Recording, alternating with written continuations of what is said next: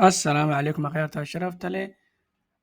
Insha Allah maanta waxaan halkaas kugu soo gudbi doonaa macluumaadkii aan hore kugu soo gudbi jirnay. Maantana waxaan ku eegaynaa fursadaha taagan ama fursadihii markaas aad ka faa'iidaysan weysay ama waxa in loo sabray in ay fiican tahay. Haddii aan u guda galno marka fursadda aan ku eegayno ama jaaniska qofka markaas dhaafay aan ku eegayno. Kuwanka hadda aan eegi doono waa XRB 6 bisha 6 2020 waxaa laga joogaa 2 sano iyo 4 bilood ayaa laga joogaa. Wuxuu ahaa xilligaas 0.085 oo ahay waa adiga 8 senti ayuu ahaa. Maantana qiimaha uu taagan yahay waad arkaysaan waa 0.47 senti waay.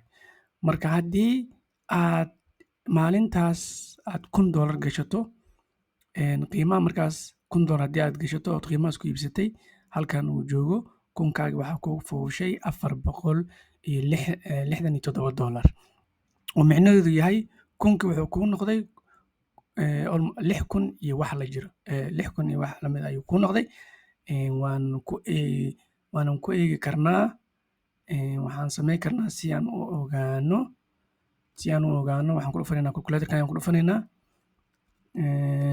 calculatorka ayaan ku dhufanaynaa si aan u ogaano halka iyo faa'iidada aan ka helnay. Marka haddii aad $1 gelisay waad arkaysaa lagu dhuftay 467%. waa 4,670.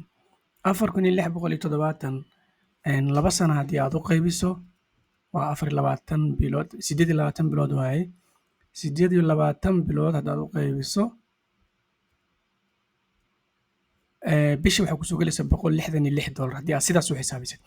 Marka muhiimadda waxay tahay xilliga uu XRB qiimahaas joogay waa xilligii maxkamadda ku dhegtay ama ACC maxkamadda Mareykanka ku dhegtay oo 2 nin oo ka mid ah lagu haystay lacag isdabamaris iyo wax ama security exchange wax lagu qabsaday. Marka muhiimadda waxa waaye waa in aad marka waxa aan loo baahnayn ama waxa dadka ka kala cararaya inaad iibsato si aad riski inta u qaadato aad ugu faa'iido. Markaas waxaad awooddaa riskiga ugu yar inaad qaadato oo $1 oo kaleeto aad tirahdo $1,000 waa ugu sabri karaa, laakiin faa'iidada way ka badan tahay. Hadda waad arki doontaan markuu suuq soo noqdo dadka oo dhan way wada iibsanayaan XRB ama hadda xitaa dad iibsanaya laakiin waa dad suuqa fahansan oo marketka fahansan. Marka mar walba fursadda way taagan tahay. Hadda xaaladda lagu jirana aad iyo aad ayay fursaddu u fiican tahay. Marka haddii aad ka faa'iidaysanayso waxaan isdhihi lahaa hadda waqti ka fiican oo la iibsado ama suuqan laga faa'iidaysto ma uu jiro. Aniga 3 bilood ugu dambeysay weliba 6 bilood ugu dambeysay maalin walba waxaan iibsanayay isbuuc walba in yar ayaan iibsanayay $100 $150 ama $200 ayaan gelinayay. Marka waxaad ka fahmi kartaa markaad iibsato haddii aan XRB qiimo aan gadan lahaa maanan gadanin xilligaas waa iska mashquulsanaa, laakiin markii 6 bilood ugu dambeysay hadda aad ayaan u iibsanayay coinankaan iibsanayna insha Allah xabad ayaan kugu soo gudbi doonaa. Videogana halkaas ayaan isaga soo keenaynaa, laakiin ogow mar walba fursaddu way taagan tahay oo ma ahan wax fursaddu aysan taagnayn. Marka qiimaha markaas aad ku gadato fursaddu way taagan tahay.